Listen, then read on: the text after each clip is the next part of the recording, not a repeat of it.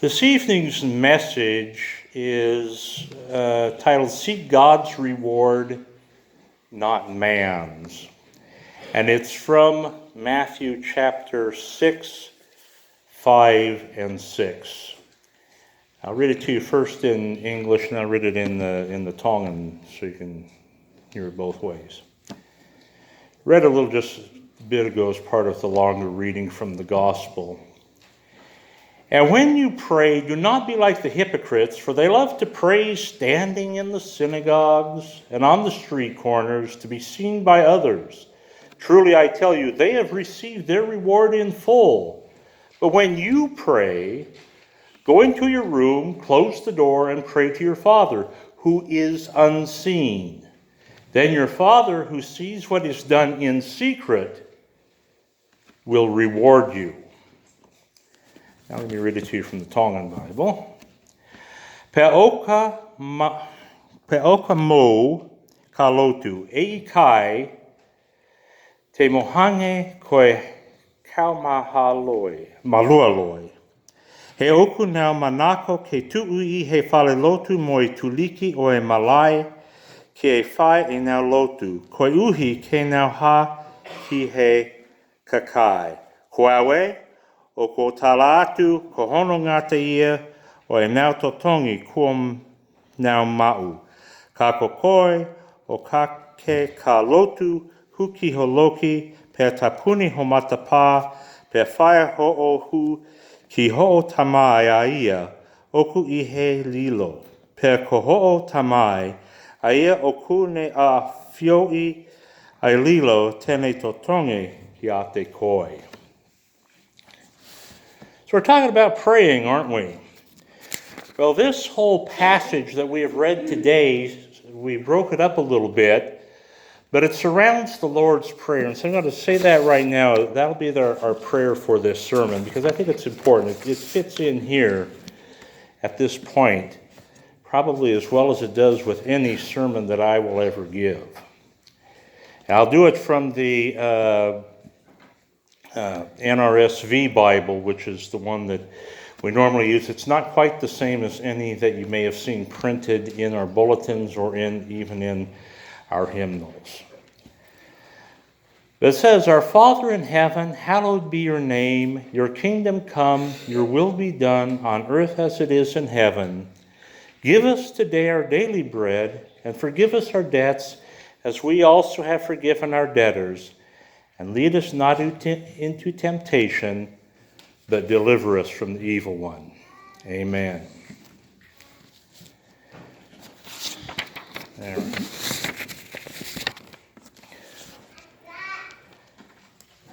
So we've heard the Lord's Prayer, and we've heard something that kind of goes before it and after it. So I'm going to talk to you about something else a little bit different, but it's going to connect to this, and you'll see in a moment how.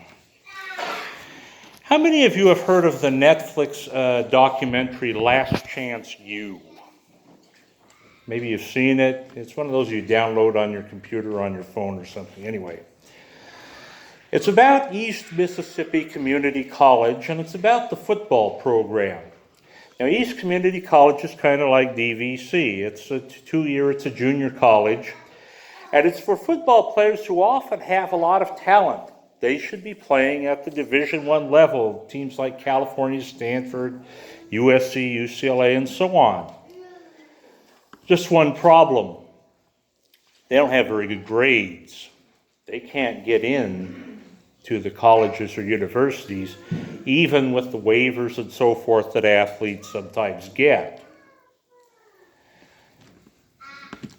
So this is their last chance. This is the last chance to play college football and take the classes, get their grades up, maybe transfer to a prestigious 4-year program, and maybe eventually get themselves a professional contract. Now, the coach is a man named Buddy Stevens, and he seemed to be, down with having this. He's one of the most successful coaches of community colleges in the country. And so you got to watch one of these, and the team went into the locker room at halftime, and they were up, but not by a lot, maybe by 1 touchdown or even less. And the coach was not happy. And so he cussed out his team something right up the... You could take the paint off the walls. Every other sentence had the F word in it. I mean, he was really going at it. The team played much better in the second half. And they came back and they won pretty big. And the coach was much happier afterward.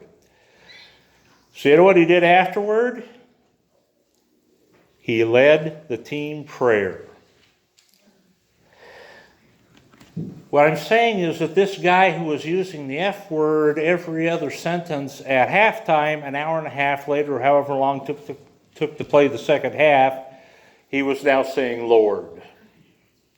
He was leading the prayer. So he went from quite a change there in his behavior and in his demeanor.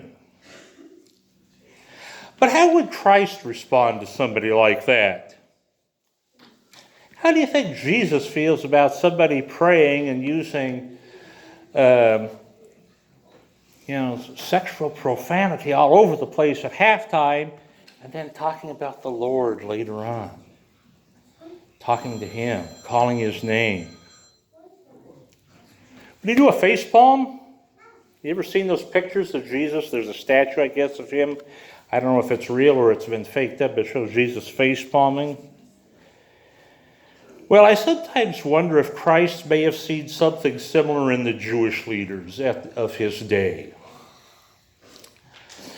Here they would pray openly and loudly on the corners, out in the synagogues, wherever people could see them. They would really go at it, and they'd be using Lord or whatever prayerful language, what made them look so pious.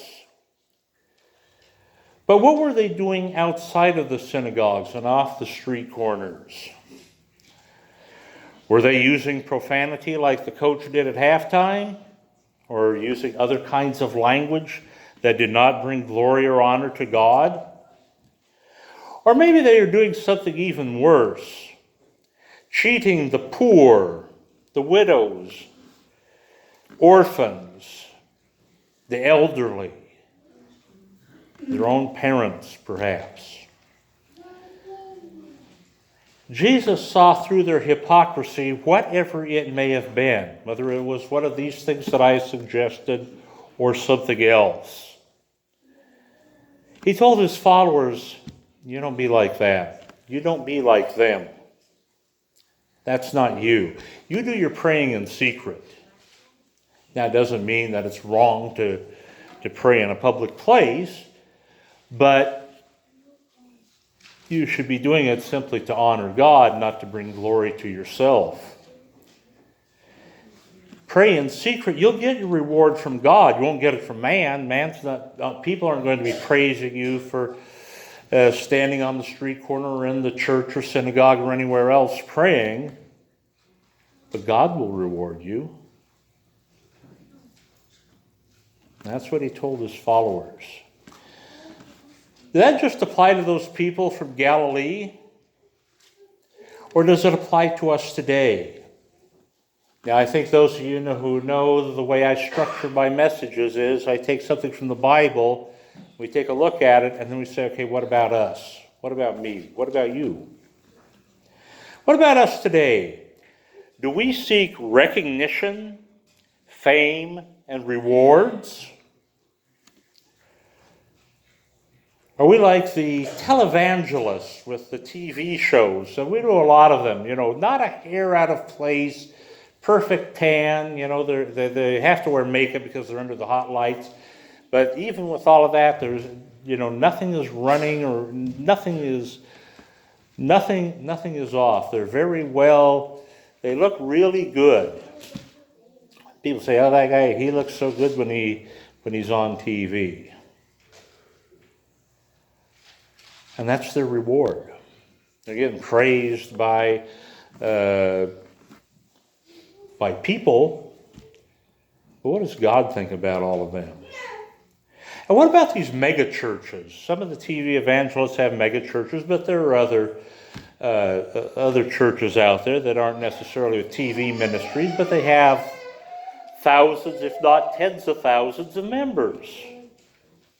Where do they get them from? Are they getting them from people who would not have a church otherwise? Or are they simply poaching them out of smaller churches, which end up, the ministries end up failing because nobody's coming? They're all going to the big church across town or down the street, maybe even the next town over. But are the people who are going there, are they really learning about Jesus? Are they really are they really getting God's love? Is His Spirit, is His grace coming into their hearts? Or do they just get to be lost in a crowd and have a good time, but not really to get anything spiritual out of it? Well, the more important question than that, though, is whether we're seeking recognition, fame, or rewards, or whether these other people are doing so. Are we caring for the poor and needy? Are we putting in, boxes of cereal or noodles or cans of chicken noodle soup in those bins to help the poor in our community? Do we do other things? Contribute to reputable local charities for things like that. And if we do so, do we draw attention to ourselves? Say, here, I've got this whole bag of groceries I'm going to put in here. Smile for the cameras. Or do we do so quietly? Not really looking to see if there's anybody around, but put the things in there when we really know we're not going to be seen, because we don't want to draw attention. Now, to some extent, it doesn't really matter as long as those people get some sort of help. They probably aren't going to care what you were doing when you put the box of cornflakes in there. But it's better with God if you do it in secret. So let us seek God's reward, not man's. Let's follow the teachings of Jesus and don't follow the example of those seeking rewards now. Because now it's going to be here, it's going to be today, and it's going to be gone tomorrow, right? You're going to be forgotten. Whatever you've done, you're going to have to do something else. But why don't we wait for the rewards from God in heaven? Because those rewards will be eternal. Isn't that right? Amen.